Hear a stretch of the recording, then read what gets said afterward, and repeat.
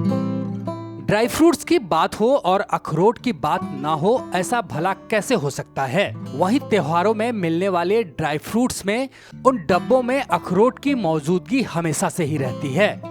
चाहे दिवाली हो, क्रिसमस हो या शादी का समय हो, अखरोट हर जगह देखा जा सकता है। इसके बिना कोई भी त्योहार अधूरा सा लगता है। और अगर आप पूजा पाठ में प्रसाद में देखें तो भी इसकी मौजूदगी नजर आती है, क्योंकि ड्राई फ्रूट्स में इसकी उपयोगिता मुख्य होती है। अखरोट, जिसे इंग्लिश में वॉलनट के नाम से जानते हैं, और इसका वैज्ञानिक नाम जुगलेंस रिजिया है।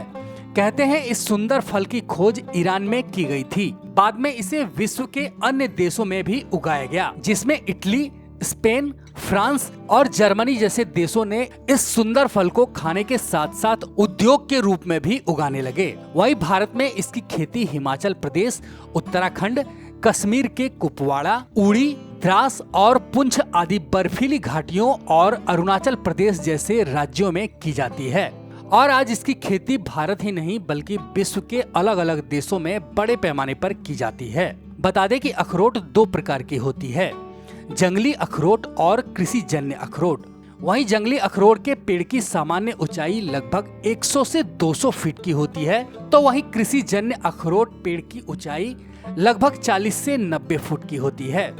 वहीं अखरोट को फलने फूलने के लिए मौसम का तापमान 10 डिग्री सेंटीग्रेड से नीचे होनी चाहिए। और आप जहां भी इसकी खेती करना चाहते हैं, वहां के मिट्टी की पहले अवश्य जांच करा लें। और जांच करने के बाद आप मिट्टी में गड्ढे को खोद लें, और जब गड्ढे की मिट्टी बाहर आ जाए तब उसमें नाइट्रोजन 50 से 60 ग्राम, फास्फोरस 40 से 45 ग्राम और पोटास 35 से 40 ग्राम की मात्रा, और उसे बाद में उसी मिट्टी के अंदर डाल दें। और पौधारोपण करने की सही विधि में हमें पौधों की टहनियों को काटकर 3 से 4 इंच तक कर लेनी चाहिए। इसके बाद पानी का सही छिड़काव करके उसे खोदे गए गड्ढे में रोप दें। इसके बाद पौधे को बड़ा होने तक उसमें सिंचाई करते रहें। वहीं फल की तुड़ाई करने के लिए पहले याद रखें कि तुड़ाई इस प्रकार से करनी चाहिए कि तुड़ाई करने के बाद पेड़ को किसी तरह का नुकसान ना हो, क्योंकि बाद में भी उस पेड़ से फल को तोड़ा जा सकता है। वहीं अखरोट को बेचने के लिए आपको ज्यादा दिक्कत नहीं होगी, क्योंकि ये एक अधिक मांग वाला फल है और ये भारत के अलावा विदेशों में भी निर्यात किया जाता है। वहीं आप चाहें तो इसे मंडी जाकर बेच सकते हैं, या फिर आप चाहें तो रिटेल में खुद पैकिंग कर भी बेच सकते हैं। साथ ही ऑनलाइन भी आप इसे अपनी पैकिंग देकर बेच सकते हैं, जिससे आपको अधिक लाभ मिलेगा।